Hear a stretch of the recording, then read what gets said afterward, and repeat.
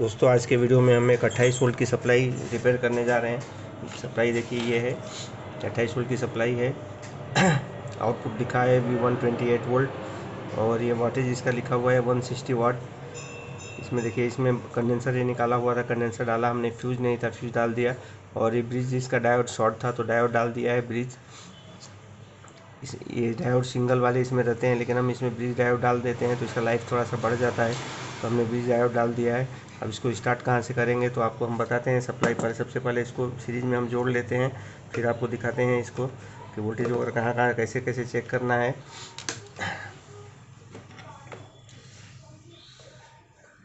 हर एक सप्लाई को आप रिपेयर करते समय पहले सीरीज में रिपेयर करें, बाद में पैरेलल में लगा के देखें, नहीं तो कोई शॉर्टिंग होती है तो आपके लाइट पे इसका असर पड़ता है, आपका घर का फ्यूज भी उड़ सकता है।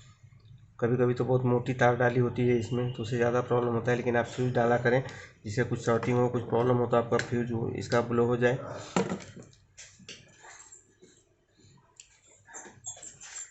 तो हमने इसको सीरीज में जोड़ दिया है।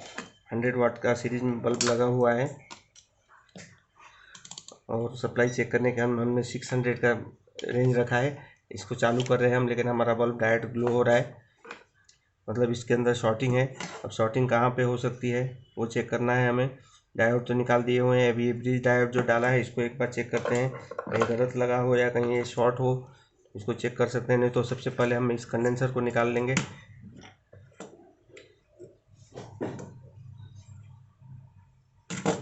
ये कंडेंसर को हमने निकाल के रख दिया। अब इसके बाद इसको चालू करके देखते हैं शॉर्टिंग। अब ये बल्ब ग्लो नहीं हो रहा है, इसका मतलब है कि ये कंडेंसर ही शायद ख़राब है, तो दूसरा कंडेंसर डाल देंगे इसकी जगह पे हम। ये 68 MFD 400 का कंडेंसर है मेरे पास, इसको डाल के देखते हैं।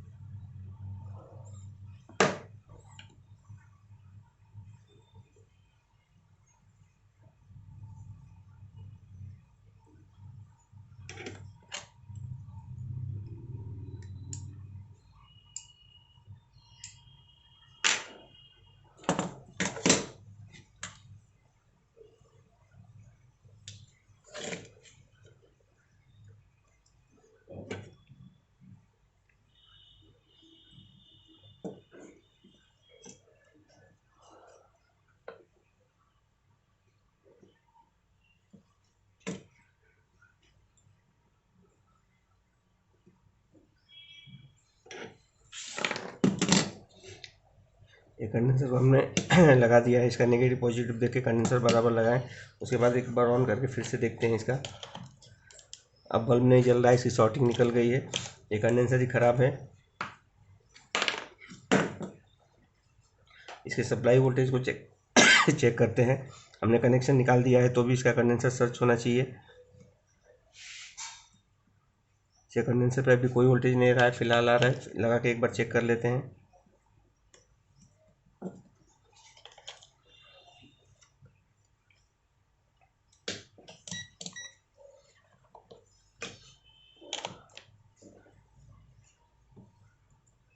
ये 297 वोल्टेज देखिए आ गया है बराबर इसके ऊपर। अब इसके बाद में हम आईसी का ड्राइव चेक करना है हमें। सबसे पहले तो एक बार इसको हम डिस्चार्ज कर लेते हैं बंद करके। ये देखिए डिस्चार्ज कर लिया हमने। इसको बार बार डिस्चार्ज इसलिए करना पड़ता है कि जब ओपन सर्किट रहता है या जब पावर सप्लाई हमारी काम नहीं कर रही होती है तो कंडेंसर पर काफ़ी सर्च वोल्टेज रहता है। अगर आप इसको डिस्चार्ज नहीं करेंगे तो आप अगर कहीं काम करते समय आपका हाथ इधर उधर आईसी वगैरह से कुछ शॉर्ट हो जाता है तो आपकी आईसी ख़राब हो जाती है। फिर से एक बार चालू करते हैं और इसके ड्राइव वोल्टेज को हम चेक करेंगे। सबसे पहले 600 के रेंज में फिर एक बार सप्लाई चेक कर ले रहे हैं। ये देखिए 296 वोल्ट आ रहा है। अब इसके ड्राइव को 20 के रेंज में हम चेक करते हैं।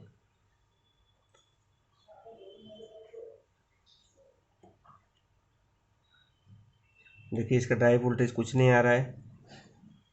इसमें आईसी जो लगी है 6 पिन की है 6343A। इसका सप्लाई पिन 5 नंबर पिन रहता है, जो कि देखिए इस सप्लाई के प्लस से जुड़ के एक रेजिस्टेंस के थ्रू आया रहता है। हाई वैल्यू का रेजिस्टेंस रहता है 5103 है, दो लगे हुए हैं 5103। फिर से हम देख के आपको बता रहे हैं 5 1 50 के दो रेजिस्टेंस लगे हैं, मतलब 1 में के रेजिस्टेंस लगे हैं। तो हम देखिए 600 के रेंज में ही आपको बता रहे हैं कि एक रेजिस्टेंस के बाद में आपको वोल्टेज कितना दिखा रहा है, 146। लेकिन दूसरे रेजिस्टेंस के बाद में जो वोल्टेज है वो 1 या 2 वोल्ट हो जा रहा है। इसका मीनिंग है कि आईसी हमारी शॉर्ट हो गई है और वोल्टेज को ड्रॉप कर रही है। कभी कभी ये रेजिस्टेंस ख़राब होते हैं, लेकिन बहुत कम ख़राब होते हैं। ज़्यादा करके आईसी का ही प्रॉब्लम रहता है। आईसी शॉर्ट हो जाती है तो वोल्टेज आगे नहीं आ पाता है। अब देखिए आईसी को हमें चेंज करना है। ये इसकी आईसी है, बहुत छोटी सी आईसी रहती है, 6 पिन है। इसको हमें चेंज करना है और इसका इसको ध्यान से आप देख लें कि इसमें नंबर कुछ दिखाई दे रहा है आपको। इसमें नंबर दिखाई दे रहा है 63 के 43 यही नंबर है इसमें। और इसका एक नंबर पिन हम देखेंगे किस तरफ है, डॉट वाला, तो ग्राउंड हो रहा है। एक नंबर ग्राउंड की तरफ जा रहा है, तो हम भी उसी तरह से इस आईसी को लगाएंगे। इसका जो एक नंबर पिन है देखिए इस तरफ से यहाँ यहाँ लगा हुआ है। इस यहाँ पे 1 2 3 4 5 6 इस तरह से है। तो इसका जो 5 नंबर पिन है सप्लाई से जुड़ा हुआ है। ये सप्लाई का ट्रैक है, यहीं से फीडबैक भी 5 नंबर पे ही आता है इसका, और सप्लाई पिन भी 5 नंबर ही है। तो इसको हम, और 6 नंबर से इसका जो आउटपुट है, सेंस आउटपुट, ये रेजिस्टेंस के थ्रू यहाँ आया हुआ है। तो सबसे पहले हम इसके इनके रेजिस्टेंस के आसपास के रेजिस्टेंस को चेक कर लेते हैं।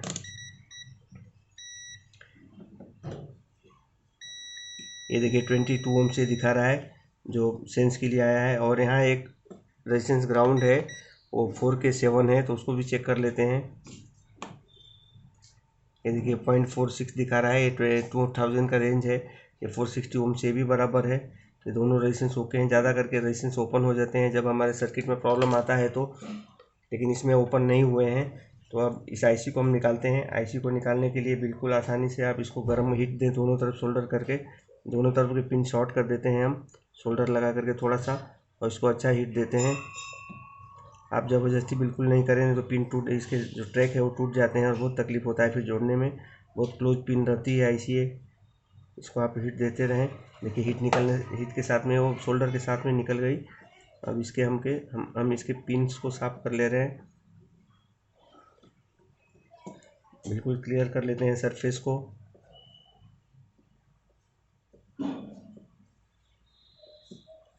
इसका सरफेस क्लियर हो गया है।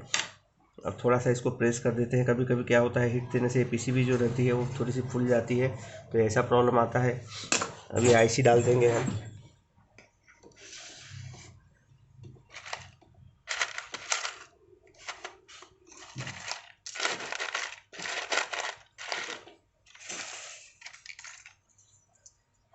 ये देखिए इस तरह की पैकिंग में आईसी आती है। जो मेरे पास आईसी है इसका नंबर है 63K49F, ऐसा नंबर है। ये आगे के नंबर चेंज रहते हैं लेकिन ये एक दूसरे की जगह पे चल जाती है। तो एक आईसी इसमें हम डालते हैं।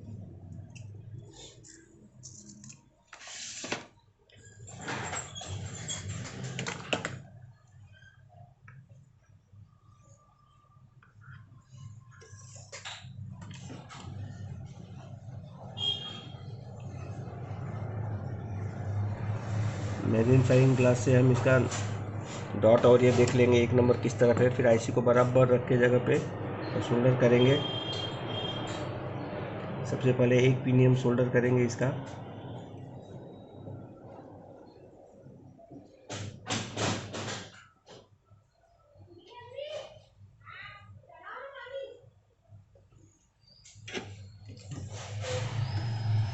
इसके पिन को सोल्डर कर दिया है हमने, एक पिन को। बाकी पिन देखते हैं मैच हुए हैं नहीं हुए हैं।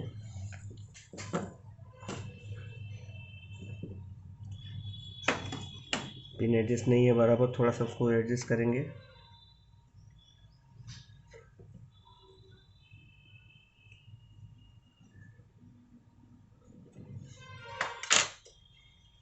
इस आईसी को सोल्डर करते समय बहुत ध्यान से सोल्डर करना पड़ता है।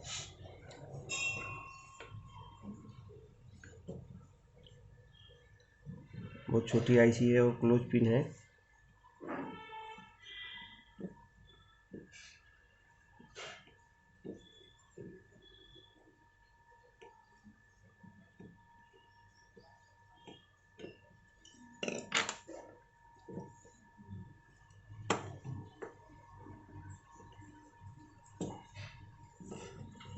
हमने सोल्डर किया है लेकिन आईसी के तीनों पॉइंट्स शॉर्ट हो गए हैं एक तरफ के।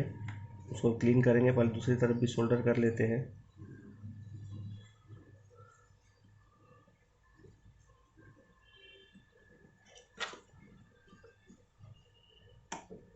आईसी को सरफेस पे चिपकाना अच्छा ज़रूरी रहता है, इसलिए हम उसको प्रेस करके सोल्डर कर रहे हैं।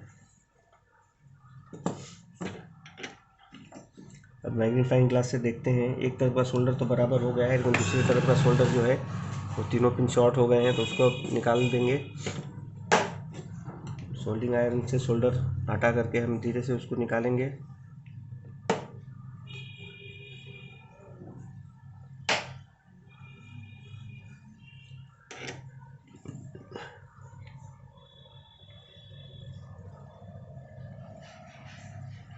सोल्डर निकल गया है। सेंटर का पॉइंट थोड़ा सोल्डर बराबर नहीं दिख रहा है, तो उसको फिर से एक बार सोल्डर कर लेते हैं। अब हो गया है बराबर हो। इसको अगर आप इसके बाद में क्लियर करना है तो आप थिनर से क्लीन करके भी देख सकते हैं। थिनर से क्लीन कर देने से क्या पॉइंट्स क्लियर दिखाई देने लगते हैं। उसके बाद और आप एक कंफर्मेशन करने के लिए मीटर से भी शॉर्ट चेक करके देख सकते हैं कि शॉर्टिंग है या नहीं है।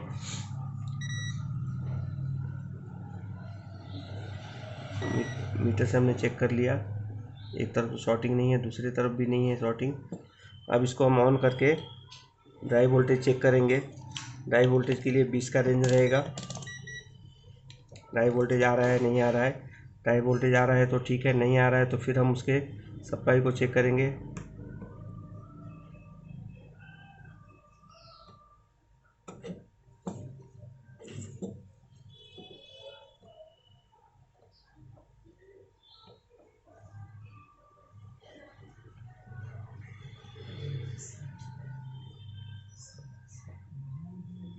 ये देखिए ड्राई वोल्टेज आ रहा है बराबर।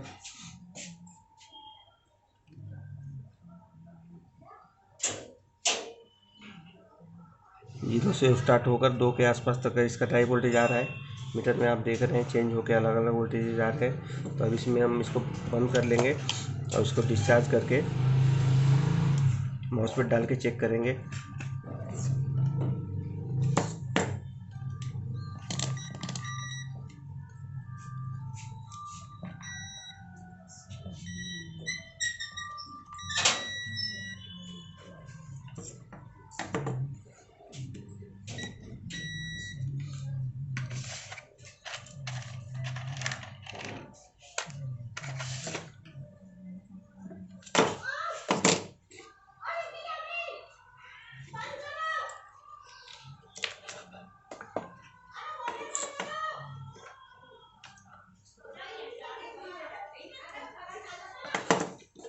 जब भी आप पावर सप्लाई रिपेयर करते हैं, जब तक रिपेयर नहीं होती तब तक उसको अगर आप बंद करके कुछ चेक करना है तो उसको ज़रूर डिस्चार्ज करते रहें और इसको अच्छे से डिस्चार्ज करें कभी भी। नहीं तो सोल्डर करते समय तो शॉर्टिंग हो जाती है तो आपकी आईसी उड़ जाती है। बहुत बार हुआ है ऐसा मेरे साथ में।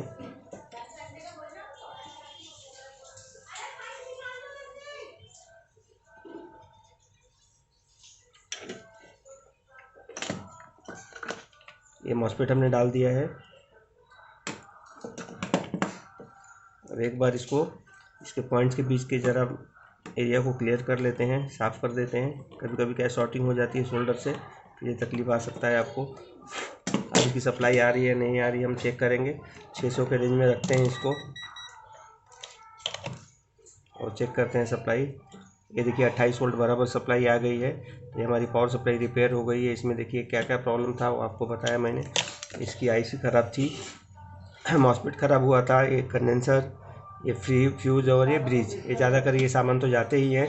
साथ में जो रेजिस्टेंस लगा हुआ है यहाँ पे 0.12 का वो भी जाता है। 0.12, 0.15 या 0.22 का रेजिस्टेंस रहता है, वो भी गया हुआ था। तो इसमें मैक्सिमम प्राइमरी में यहीं पे प्रॉब्लम रहता है, सेकेंडरी में प्रॉब्लम बहुत कम आते हैं। कभी कभी आते हैं वो आपको पता है, तो कॉमन है। सेकेंडरी इसका एक जैसा ही है, जो बाकी पार का रहता है वैसे ही सेम है बिल्कुल। 431 ऑटो कपलर ये सब लगे हुए हैं। और ये कंपोनेंट्स अगर हम रेजिस्टेंस ये आसपास में चेक किए सब डालने के बाद भी आपका ड्राई वोल्टेज नहीं आ रहा है तो ऑटो कपलर एक बार ज़रूर आप चेक करें।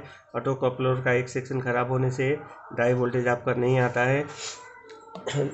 और ग्राउंडिंग रेजिस्टेंस को भी देखना ज़रूरी रहता है ये जो यहाँ से गेट से जो ग्राउंड रहता है इसको भी आप ध्यानपूर्वक देखें। कभी भी इस तरह की पावर सप्लाई आए तो आप इस तरह से रिपेयर कर सकते हैं। ये बहुत से पारों में आ रही है, लेकिन आईसी का ही प्रॉब्लम आ रहा है कि आईसी सब जगह नहीं मिल पाती है। ये आईसी इसकी नहीं मिल पाती तो आप ज़रूर मेरे से संपर्क करें, आपको आईसी ज़रूर मैं भेज दूँगा। ये आईसी 20 रुपये में आती है, 20 रुपीज़ की आईसी है।